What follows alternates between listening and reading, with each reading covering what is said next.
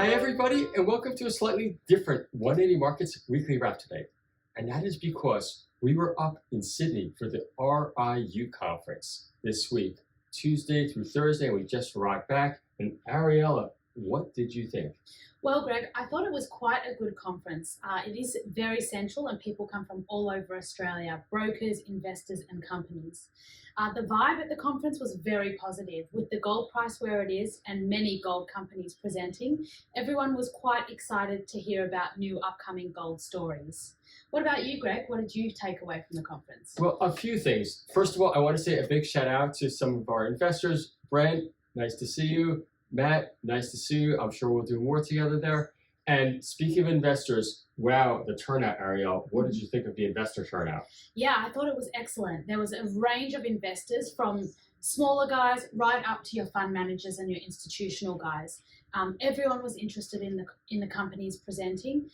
Brokers were there as well, advisors, all interested in the new upcoming companies with much more positive outlooks that they are actually making money in the market and there are opportunities now. Yes, and also a trend that I did see as well, Ariel, are companies that are in that development stage where typically the shares get sold off. Well, those companies seem to have, friends, a lot of people around them in their booths, companies like Saturn that were really, they were attracting that crowd, which is definitely a change. That's right. I think a lot of them are leveraging off the recent price movements in commodities. Those near-term producers, all ones that can reevaluate their studies to leverage those prices, are really benefiting from the movements in the gold price and commodity prices in general. Even some silver companies out there. There was a little bounce in the silver price last week, I think it was, and those ones are also looking quite positive again. Right. So in short, very, very well-attended conference, a lot of action and a lot on the move. And speaking of on the move, you know, we still track movers, shakers, and placements. Ariella, just give us a little bit of an update. That's right, Greg. Even though most of us were in Sydney, we still do have employees here at the office, making sure that we're getting access to placements and participating. We actually had access to every single capital raise this week. 100%, friends. 100% of capital raises we had access to, that's right. Some honourable mentions, EIQ, Echo IQ, pretty well-known stock. They raised 17.3 million at 30 cents this week. Mostly institutions came into that one.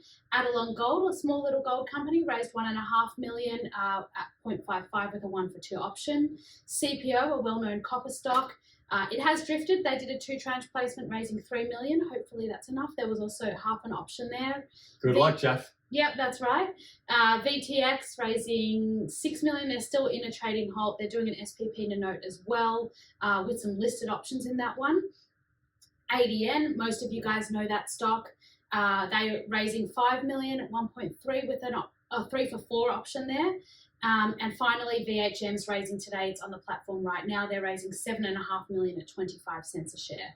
So go check out the placements of this week on the platform, and we hope to bring you 100% access next week as well. Absolutely. Have a great weekend, everybody.